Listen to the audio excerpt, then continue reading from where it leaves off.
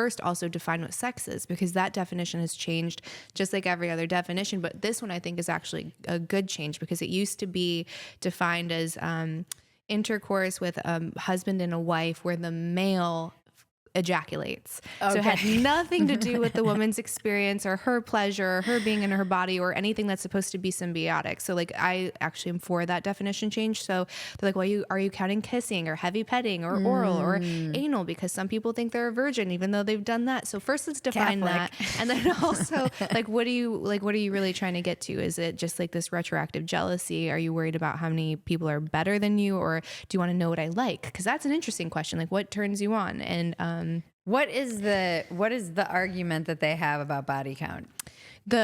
Yeah.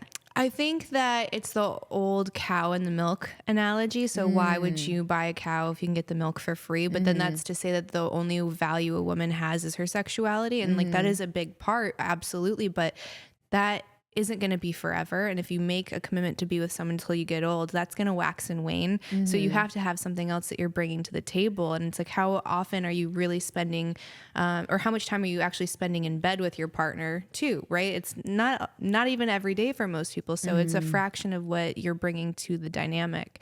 So I think it's short-sighted, to say the least. And is it just that, like, I've heard so much about this, and it's been interesting because I was at Playboy. I have their nudies of me online. I was selling pictures behind Patreon before OnlyFans. I was like way ahead of the OnlyFans thing.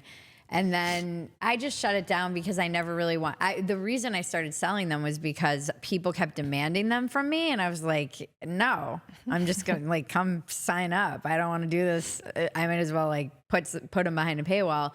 But then once that became I didn't want to become my income because I didn't want to have to do it. I was also writing and doing all kinds of other things. So I wrote like a whole piece about why I get naked online and what I was trying to work out. Some of it is just stuff I was trying to work out. Some of it is pushing against this idea that you can't be sexual as a woman and also be taken seriously, which I have a big issue with, only because men are just kind of perceived as sexual beings who, you know, they need to sow their oats. And like even back in the day, it was just kind of assumed that they would have a mistress or have affairs and you just let it slide. And so there's this idea, and I don't think it's talked about enough, that men are just perceived as these sexual creatures and they get to do whatever they want. And women are, you know, the ones who have to pretend that they're not sexual. And if you are sexual, that you're basically a whore and you aren't someone who's taken seriously. And this was something that always just rubbed me the wrong way. I think I understand a lot of the arguments against it. I don't know that I disagree with a lot of them even. I also think people, you know, when you look at like the body count discussion, men will be like, oh, these women and their body counts. I'm like, the average woman, it's like 5 or 6, I think, is the number. That's what they say. Yeah. But that's also self-reported. Self-reported. Yeah. Like, and why is it always 5? Because it's like, well, a hand, you know, one hand looks good. Once you start getting to the other one, you're like, ooh, I'm a bad girl. And honestly, like, what changes? This is like the 999 theory. So every time that you're used as somehow like you're diminishing your value, and how come it's only if it's with another person? It just doesn't make any sense to me. And then there's the conversation about like being loose, which is like a whole other problem.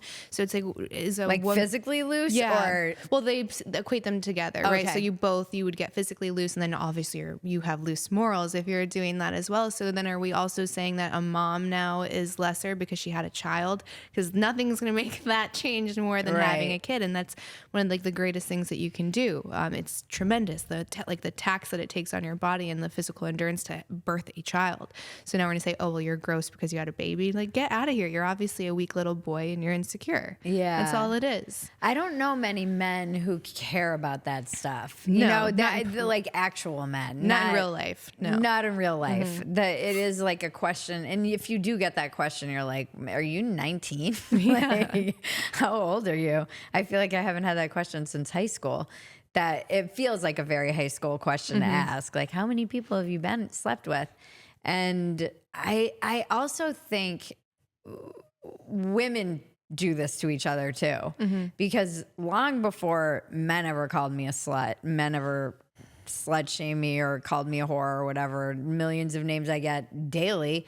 Women were doing it to me in junior high and high school when I would move and I was a new girl, and they would be like, "You're a slut, you're a whore," and I had never even had sex. Same. And it was weird because I was like, well, I'm not, you guys have like boyfriends and you're having sex. I've never even like given a blowjob or anything. So that was a weird thing to experience as a woman, being policed like that and I do think women tend to police one another in that way, just in a more like shady way. I think it's overt when they're young, but it was very, I don't know, older, it does get a little bit weird. It's like asset protection, right? They're like, this is my security and I need to do whatever I can to make sure that he doesn't wander. And if I can say that, like, somehow attack your reputation or worth as a person, then maybe that's going to protect it, which the guy's going to do it. The guy wants to do it. It has nothing to do with the other woman. And for some reason, rather than focusing on your partner, you're focusing on this perceived threat.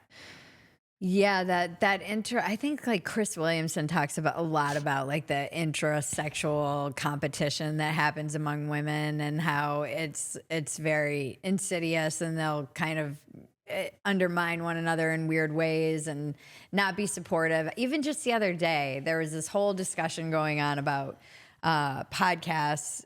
This woman tweeted, how come Barry Weiss is the only person who has like a moderate center-ish podcast and in this space? And then all these other women were like, no. And she went online on like one of these Redefining or something, one of these sites, and was like, none of these people are getting 20,000 or more downloads. And somebody in the comments was like, yeah, that's because women don't even listen to women's podcasts. And I was like, truer words have never been spoken. Because I think women are listening to true crime primarily. It's just when you look at politics in general, women are not as interested in politics as men are. This is just a fact.